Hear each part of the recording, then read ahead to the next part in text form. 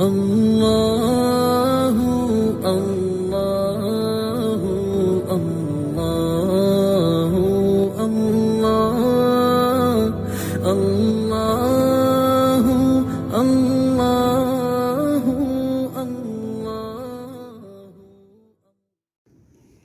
نحمده ونصلي على رسوله الكريم اما بعد فاعوذ بالله من الشيطان الرجيم بسم الله الرحمن الرحيم وعباد الرحمن الذين يمشون على الأرض هونا وإذا خاطبهم الجاهلون قالوا سلاما والذين يبيتون لربهم سجدا وقياما صدق الله مولانا العلي العظيم وصدق رسوله النبي الكريم ونحن على ذلك من الشاهدين والشاكرين والحمد لله رب العالمين۔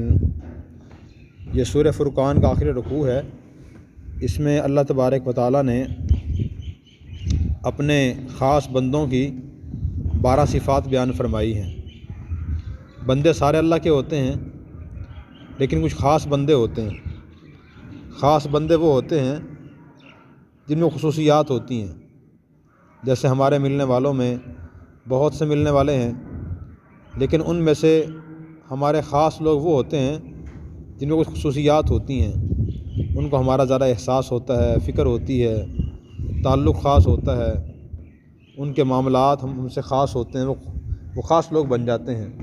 تو اللہ کے خاص بندے کون ہیں؟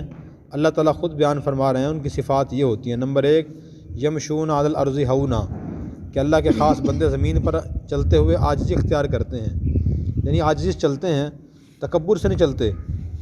تکبر سے چلنا یہ ہوتا ہے کہ آدمی بازو کھڑا کے چلے، سینہ نکال کے چلے، یہ تکبر ہے۔ تکبر کی علامات ہیں یہ، زبان سے بڑے بول بولنا، یہ تکبر اور غرور ہے جو اللہ تعالیٰ کو ناپسند ہے۔ نبی کریم صلی اللہ علیہ وسلم نے ارشاد فرمایا کہ لا يدخل الجنہ من کان فی قلبہ مثقال حبۃ من خردل او کما قال علیہ السلام من کبر۔ آپ نے فرمایا کہ جس شخص کے دل میں رائی کے دانے کے برابر تکبر ہوگا وہ جنت میں داخل نہیں ہوگا، وہ جہنم میں جائے گا۔ اس لیے ایک مسلمان کے اندر نرمی عاجزی ہونی چاہیے، اس کی زبان میں، اس کے چلنے کے انداز میں، اس کی باتوں میں عاجزی ہو۔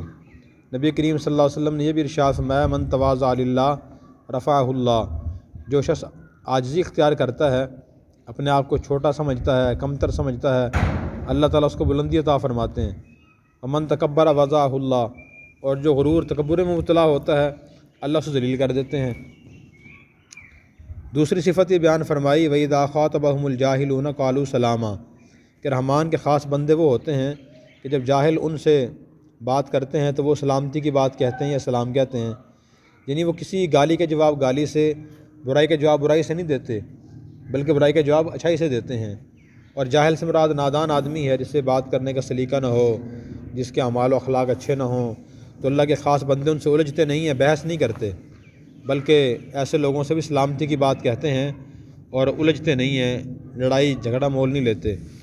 تو ہم بھی خود یہ دیکھیں کہ ہم میں یہ صفت ہے یا نہیں۔ ہر صفت بندہ خود دیکھے۔ اکثر جب اس طرح کی چیزیں بیان ہوتی ہیں تو ذہن میں خیال یہ آتا ہے کہ ہاں فلاں شخص عاجزی سے نہیں چلتا، اس میں عاجزی نہیں ہے، یہ فلاں شخص بحث بہت زیادہ کرتا ہے۔ آدمی دوسروں کے کو دیکھتا ہے، خود نہیں دیکھتا کہ میں کیسے کیا کرتا ہوں۔ تو جب بھی ہم اچھی صفات پڑھیں تو خود کو دیکھیں کہ میرے اندر اچھی صفات ہیں یا نہیں، اگر نہیں ہے پیدا کرنے کی کوشش کرنی چاہیے۔ جب بری چیزیں پڑھیں دیکھیں میرے اندر ہیں یا نہیں، اگر ہوں تو ختم کرنے کی کوشش کرنی چاہیے۔ پھر اس کے بعد تیسری صفت یہ بیان فرمائی کہ والذین یبیتون لربہم سجدا وقیاما، کہ رحمان کے خاص بندے وہ ہوتے ہیں جو رات گزارتے سجدہ کرتے ہوئے اور قیام کی حالت میں، یعنی اللہ کے خاص بندے رات کو عبادت بھی کرتے ہیں، تو رات کو عبادت بھی کرنی چاہیے۔ مغرب کی نماز بھی رات کو ہی ادا کی جاتی ہے اور عشاء کی نماز بھی رات کو ادا کی جاتی ہے۔ تیسری جو نماز رات کی ہے وہ تہجد کی نماز ہے۔ تو نبی کریم صلی اللہ علیہ وسلم نے اس کے بڑے فائدے ارشاد فرمائے ہیں۔ تو تہجد کی نماز ہی پڑھنے کی پوری کوشش کرنی چاہیے۔ اگر کوئی شخص رات کے آخری حصے میں تہجد کی نماز نہ پڑھ سکے تو عشاء کے فرضوں اور 2 سنتوں کے بعد بھی تہجد کی نماز پڑھ سکتے ہیں۔ 2 رکعت، 4 رکعت، 6 رکعت جتنی توفیق ہو تہجد کی نماز پڑھ سکتے ہیں۔ اللہ کے سارے انبیاء علیہ السلام، اولیاء، علماء تہجد کی نماز پڑھتے ہیں۔ تو یہ تہجد کی نماز ہی پڑھنی چاہیے، رحمان کے خاص بندوں کی صفت ہے یہ۔ پھر اس کے بعد اگلی صفت ہی بیان فرمائی، والذین یقولون ربنا اصرف عنا عذاب جہنم ان عذابہا کان غراما۔ رحمان کے خاص بندے وہ ہوتے ہیں جو اللہ سے دعا کرتے ہیں، اللہ ہم سے جہنم کا عذاب ہٹا دینا، بے شک جہنم کا عذاب تو بہت ہی چمٹنے والا ہے۔ یعنی اللہ کے نیک بندوں کو جہنم کی فکر بھی ہوتی ہے، اس سے بچنے کی فکر ہوتی ہے کہ جہنم واقعی ایک حقیقت ہے اور بڑی خطرناک اور دردناک چیز ہے، اس سے بچنے کی کوشش کرتے ہیں، اللہ سے دعا بھی کرتے ہیں۔ ہمیں بھی یہ دعا کرنی چاہیے، اور جو گناہ جہنم کی طرف لے جانے والے ہیں ان سے بچنے کی کوشش کرنی چاہیے۔ اللہ کی ہر نافرمانی، دین کے خلاف ہر کام انسان کو جہنم لے جانے والا ہے۔ پھر اس کے بعد اگلی صفت یہ بیان فرمائی، والذین اذا انفقوا لم یسرفوا ولم یقتروا وکان بین ذلک قواما۔ اللہ کے خاص بندے وہ ہوتے ہیں جب وہ خرچ کرتے ہیں نہ فضول خرچی کرتے ہیں اور نہ کنجوسی بخل سے کام لیتے ہیں، اس کے درمیان وہ چلتے ہیں۔ تو یہ بڑی اہم بات ہے، فضول خرچی کرنا گناہ ہے۔ فضول خرچی کا مطلب یہ ہے کہ آدمی کسی گناہ کام میں خرچ کرے، یہ فضول خرچی ہے۔ نمبر 2، یا کام تو جائز ہو لیکن اس میں ضرورت سے زیادہ خرچ کرے۔ ضرورت سے زیادہ خرچ کرنا یہ بھی گناہ ہے۔ صرف مال کی بات نہیں، اللہ کی ہر نعمت کی صورتحال یہی ہے کہ ضرورت سے زیادہ وہ چیز استعمال کرنا گناہ ہے۔ اس کا مظاہرہ کہاں کہاں ہوتا ہے؟ ایک تو دولت کے بارے میں ہوتا ہے کہ آدمی گناہ میں دولت خرچ کرتا رہتا ہے، تو اس کا بھی حساب ہوگا۔ اور نمبر 2، دکھاوے کے لیے خرچ کرنا، کسی کو دکھاوے کے تاکہ لوگ دیکھ کے خوش ہوں، لوگ دیکھ کے میری تعریف کریں، اس نیت سے خرچ کرنا بھی گناہ ہے۔ نبی کریم صلی اللہ علیہ وسلم نے ارشاد فرمایا کہ میں تمہارے بارے میں چھوٹے شرک سے ڈرتا ہوں۔ صحابہ کرام نے پوچھا کہ چھوٹا شرک کیا ہوتا ہے؟ تو حضور نے فرمایا چھوٹا شرک ریاکاری، دکھاوا ہے۔ دکھاوا آج کل بہت عام ہے، مردوں سے زیادہ عورتوں میں دکھاوا بہت زیادہ ہے، اور یہ گناہ ہے، بڑا عظیم گناہ ہے۔ اس نیت سے جوتا کپڑا پہننا، کوئی چیز خریدنا، استعمال کرنا کہ لوگ دیکھ کے تعریف کریں، یہ شرعی لحاظ سے گناہ ہے۔ اور اسی طرح ضرورت سے زیادہ خرچ کرنا بھی گناہ ہے۔ اس کی مثال یہ ہے، جب اکثر لوگ وضو کرتے ہیں تو ٹونٹی فل مکمل کھول کے وضو شروع کرتے ہیں،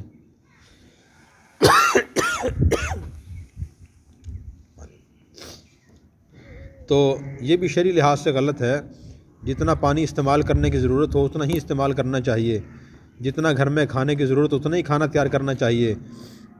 ضرورت سے زیادہ کھانا تیار کرنا پھر وہ ضائع ہو جائے، یا کھانا کھاتے ہوئے پلیٹ میں اتنا زیادہ سالن اور چیزیں ڈال لینا کہ آدمی بعد میں استعمال نہ کر سکے، بچ جائے، یہ بھی فضول خرچی ہے۔ اس کے بارے میں پوچھ ہوگی، چیزیں اتنی خرید لینا کہ وہ استعمال ہوتی ہی نہیں اور وہ رکھی رہتی ہیں، ضرورت نہیں ہے، تو یہ بھی شرعی لحاظ سے درست نہیں ہے۔ تو فضول خرچی بھی بہت بڑا گناہ ہے۔ نبی کریم صلی اللہ علیہ وسلم نے ارشاد فرمایا، قیامت کے دن کسی شخص کے پاؤں اس وقت تک جگہ سے نہیں ہل سکیں گے جب تک چند سوالوں کے جواب نہیں دے گا۔ ان میں سے ایک سوال یہ بھی ہوگا کہ مال کن کن طریقوں سے کمایا تھا اور کہاں کہاں خرچ کیا تھا۔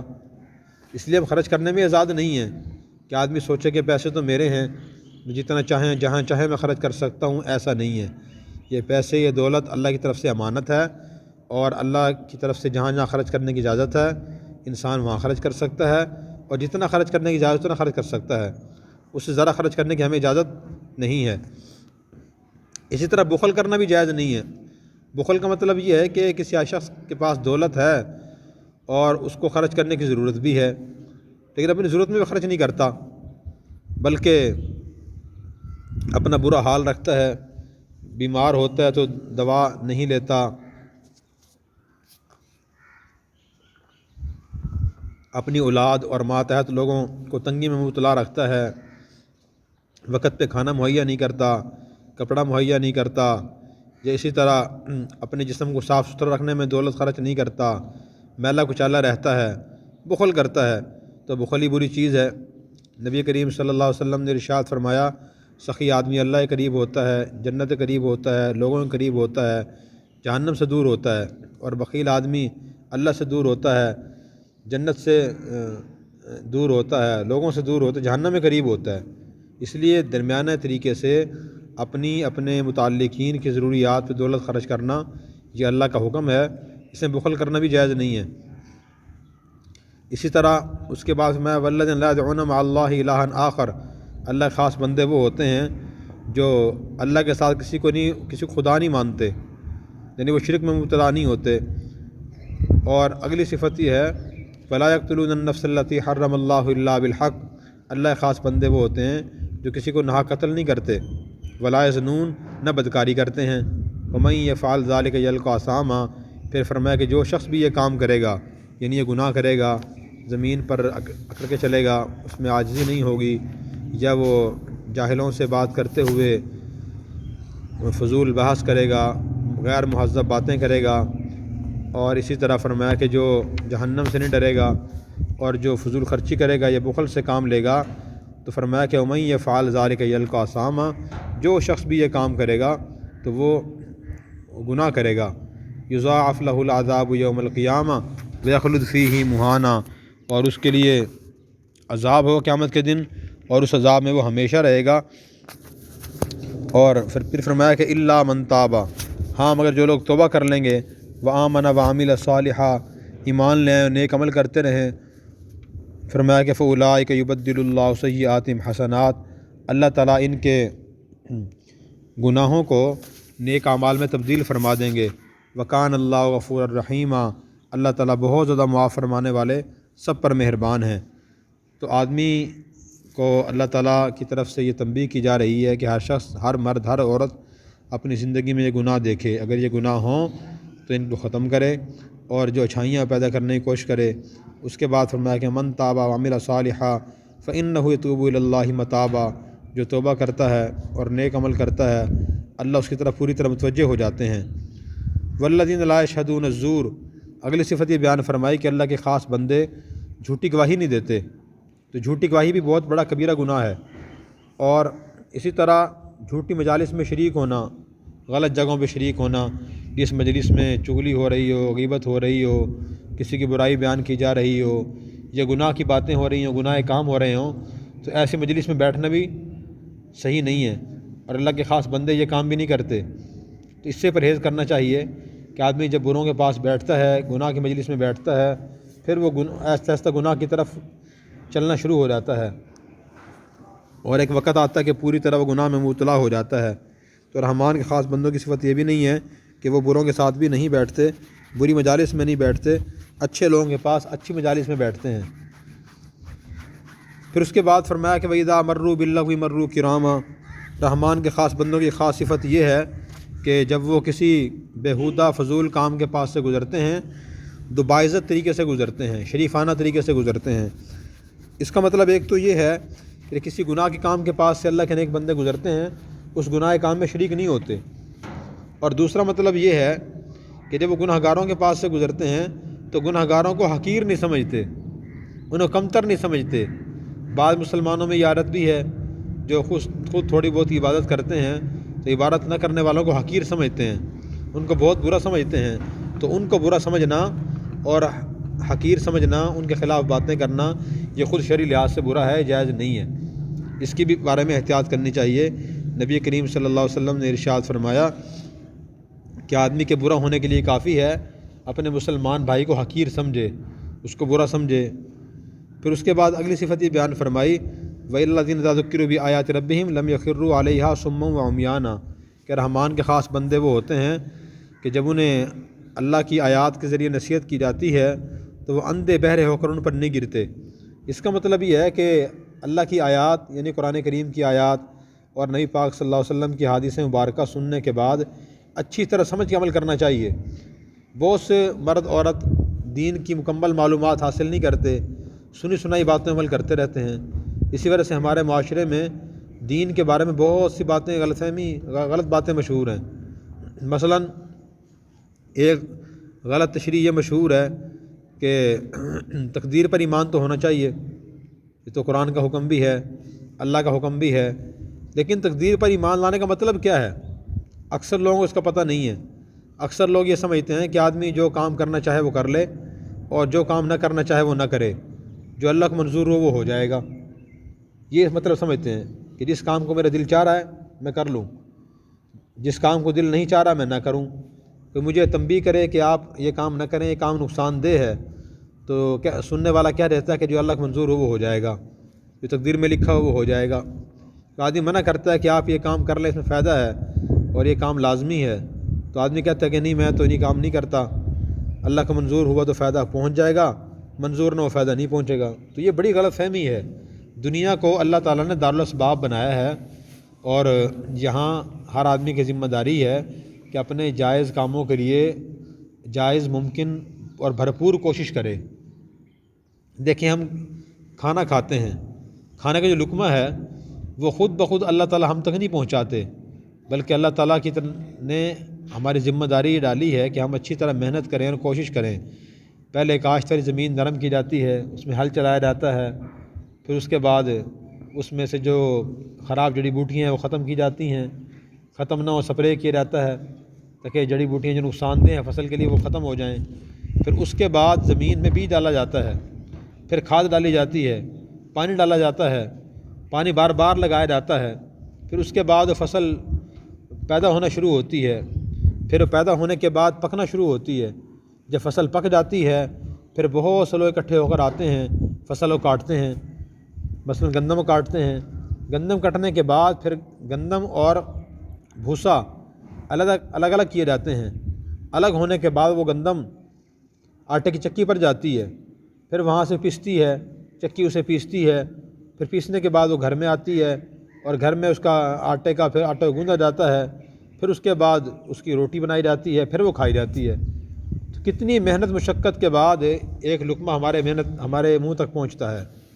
تو ہر چیز کی یہی صورتحال ہے کہ اللہ تبارک و تعالیٰ کی طرف سے حکم یہ ہے کہ ہمیں اپنے کاموں کے لیے جائز اور پوری کوشش کرنی چاہیے، اور جو نقصان دہ کام ہیں ان سے بچنے کی پوری کوشش کرنی چاہیے۔ خود کو کسی نقصان دہ کام میں مبتلا کرنا اور نقصان دہ کام کرنا، پھر یہ کہنا جو اللہ کا منظور ہو جائے گا، یہ غلط تشریح ہے۔ تقدیر کا مطلب یہ نہیں ہے۔ تقدیر کا مطلب یہ ہے کہ اللہ تبارک و تعالیٰ نے لکھا ہوا ہے اگر آدمی یہ کام کرے گا تو اس کا انجام یہ ہوگا، یہ کام کرے گا تو اس کا انجام یہ ہوگا۔ مثلاً یہ لکھا ہوا ہے اگر آدمی اپنی صحت کی حفاظت کرے گا، نقصان دہ چیزیں استعمال نہیں کرے گا، صحت مند رہے گا۔ اگر نقصان دہ چیزیں استعمال کرے گا بیمار ہو جائے گا۔ اچھے کام کرے گا اس کا انجام اچھا ہوگا، اگر برے کام کرے گا اس کا انجام برا ہوگا۔ نقصان دہ کام کرے گا نقصان پیش آ جائے گا، احتیاط والا کام کرے گا محفوظ رہے گا۔ تقدیر کا مطلب یہ ہے، یہ مطلب نہیں کہ آدمی غلط کام کرے اور اللہ سے اچھی امید رکھے، یا اپنے کاموں کے لیے کوشش نہ کرے اور یہ سوچے کہ جو اللہ کا منظور وہ ہو جائے گا، ایسا نہیں ہوتا۔ اس کے اگلی صفت ہی بیان فرمائی والذین یقولون ربنا ھب لنا من ازواجنا وذریاتنا قرۃ اعین وجعلنا للمتقین اماما۔ بلکہ مجھے ایک اور بات یاد آ گئی ہے پچھلی صفت کے بارے میں کہ رحمان کے بندے وہ ہوتے ہیں جو رحمان کی آیات پر اندھے بہرے ہو کر نہیں گرتے بلکہ سوچ سمجھ کے عمل کرتے ہیں۔ میں نے ایک واقعہ پڑھا تھا کہ ایک شخص نے کہیں سن لیا کہ اپنی خواہشات کی خلاف ورزی کرنے سے آدمی اللہ کے قریب ہوتا ہے۔ تو عام مسلمان بھی کہتے ہیں کہ اپنی زیادہ خواہشیں پوری نہیں کرنی چاہیے اور اپنی خواہشات کی خلاف ورزی کرنی چاہیے، اس سے انسان اللہ کے قریب ہوتا ہے۔ کہ شخص نے یہ بات سن لی اور سننے کے بعد اس نے پھر یہ طے کر لیا کہ آئندہ میرے دل میں جو بھی خواہش خیال پیدا ہوگا میں اس کی مخالفت کروں گا، اس خیال کے مطابق عمل نہیں کروں گا۔ چنانچہ اس نے یہ طے کرنے کے بعد اسے بھوک لگی، اس نے کھانا نہیں کھایا، اس نے کہا دل کی خواہش ہے کھانا نہیں کھانا چاہیے۔ پھر اسے پیاس لگی، اس نے پانی نہیں پیا، اس نے کہا دل کی خواہش ہے پوری نہیں کرنی چاہیے۔ پھر اسے نیند آئی، اس نے آرام نہ کیا کہ دل کی خواہش ہے پوری نہیں کرنی چاہیے، اللہ کی عبادت کرنی چاہیے۔ پھر اس کے بعد اس کے دل میں خواہش پیدا ہوئی کہ میں خوشبو سونگھ لوں، تو پھر کہنے لگے بھی دل کی خواہش ہے پوری نہیں کرنی چاہیے، مجھے گندگی سونگھنی چاہیے۔ اس نے گندگی لی اور شاپا نے بند کر کے جیب میں رکھ لی، جب بھی خوشبو سونگھنے دل کرتا گندگی سونگھ لیتا تھا۔ پھر کچھ عرصے کے بعد کسی عالم دین سے ملاقات ہوئی تو انہوں نے پوچھا کہ بتائیں زندگی کیسی گزر رہی ہے؟ تو انہوں نے کہا جی بہت اچھی گزر رہی ہے۔ پوچھا وہ کیسے گزر رہی ہے؟ تو انہوں نے کہا جی میں نے سنا تھا کہ انسان اپنی خواہشات کی خلاف ورزی کرنے سے اللہ کے قریب ہوتا ہے، تو میں تو کافی دنوں سے اللہ کے بہت زیادہ قریب ہو گیا ہوں۔ پوچھا وہ کیسے؟ تو اس نے کہا کہ میں نے سنا تھا کہ اپنی خواہشات کی خلاف ورزی کرنی چاہیے، تو میں نے اس کے بعد سے طے کر لیا تھا اپنی میں کوئی خواہش پوری نہیں کروں گا. اب مجھے بھوک لگتی ہے میں کھانا نہیں کھاتا، پیاس لگتی ہے پانی نہیں پیتا، نیند آتی ہے میں آرام نہیں کرتا، خود کو جگا کے رکھتا ہوں، اور دل کرتا ہے خوشبو سونگھ لوں، میں نے گندگی جیب میں رکھی وہ سونگھتا رہتا ہوں میں. تو مولانا صاحب نے پوچھا کہ آپ نے جو یہ بات سنی تھی کہ اپنی خواہشات کی خلاف ورزی کرنے سے انسان اللہ کے قریب ہوتا ہے، اپنی خواہشات کی خلاف ورزی کرنی چاہیے، یہ بات تو ٹھیک ہے، لیکن اس کی تشریح آپ نے کہاں سے لی ہے؟ تو انہوں نے کہا جی تشریح اس کی یہی ہے، اور تشریح کیا ہوتی ہے؟ اب خواہش دل کے خیالوں کہتے ہیں، اور دل کے خیال کی خلاف ورزی کرنے سے انسان اللہ کے قریب ہوتا ہے. تو میں نے یہ سنا ہے کہ اللہ والے سوتے نہیں ہیں، کھاتے نہیں ہیں، پیتے نہیں ہیں. تو پھر اس کو سمجھایا کہ بھائی یہ تو آپ غلط کام کر رہے ہیں. تو پھر پوچھا انہوں نے کہ اس کا مطلب کیا ہے؟ پھر انہوں نے کہا اس کا مطلب یہ ہے، صحیح مطلب دیکھیں یہ ہے اس کا، کہ اگر دل میں کوئی دین کے خلاف اور گناہ خواہش پیدا ہو تو وہ پوری نہیں کرنی چاہیے اور اس کی خلاف ورزی کرنی چاہیے. مثلاً ایک آدمی کے دل میں خیال آ رہا ہے میں جھوٹ بول دوں، تو جھوٹ نہ بولے، اپنے اس خیال کی خلاف ورزی کرے. دل میں خیال آ رہا ہے کہ میں کسی کی چیز بغیر پوچھے اٹھائے کھا لوں، تو یہ ایسی چیز نہیں کھانی چاہیے. اب ایسی چیز کی جو غلط خواہش ہے اس کو پورا نہیں کرنا چاہیے. کسی آدمی کے دل میں خدا نخواستہ کوئی غلط چیز پینے کا خیال آ رہا ہے تو وہ چیز غلط چیز استعمال نہ کرے، اس خواہش کے خلاف ورزی کرے. تو اس لیے بھائی یہ جو آپ کام کر رہے ہو تو غلط کر رہے ہو. اللہ کے سارے انبیاء علیہ السلام آرام بھی کرتے تھے، پانی پیتے تھے، کھانا بھی کھاتے تھے، اور خوشبو سارے نبیوں کی سنت ہے، سارے انبیاء خوشبو لگاتے تھے. اور پھر یہ گندگی کب سے جیب میں رکھی ہوئی ہے؟ تو انہوں نے بتایا کہ دن سے رکھی ہوئی ہے.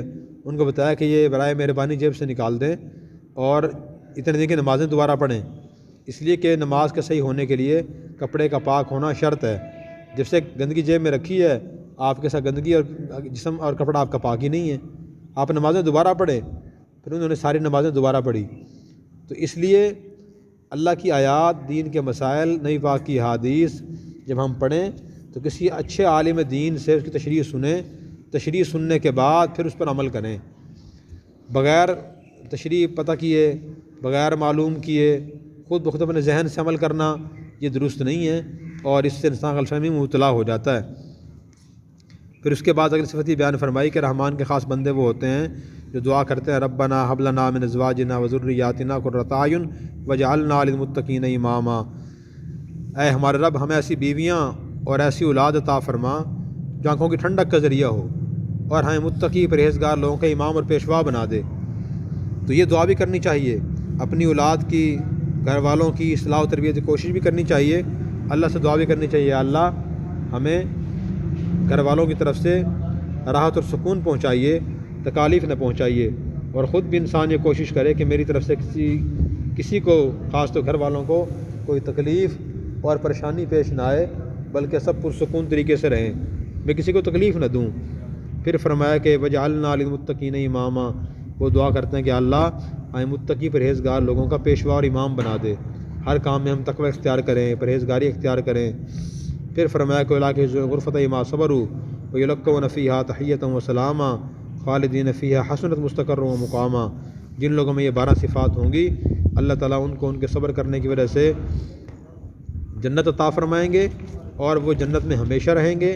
اور جنت میں اللہ تعالیٰ فرشتے ان کو سلام کریں گے، فرشتے کہیں گے السلام علیکم. فرشتے مردوں، جنتی مردوں کو، جنتی عورتوں کو سلام کہیں گے، سلام کریں گے، اور وہ جنت میں ہمیشہ رہیں گے. بحسنت مستقر و مقامہ، جنت رہنے کے لیے بہت ہی اچھی جگہ ہے. اللہ تبارک و تعالیٰ ہمیں اپنے اندر صفات پیدا کرنے کی توفیق عطا فرمائے اور گناہوں کو چھوڑنے کی توفیق عطا فرمائے. کچھ سوال تو نہیں پوچھ.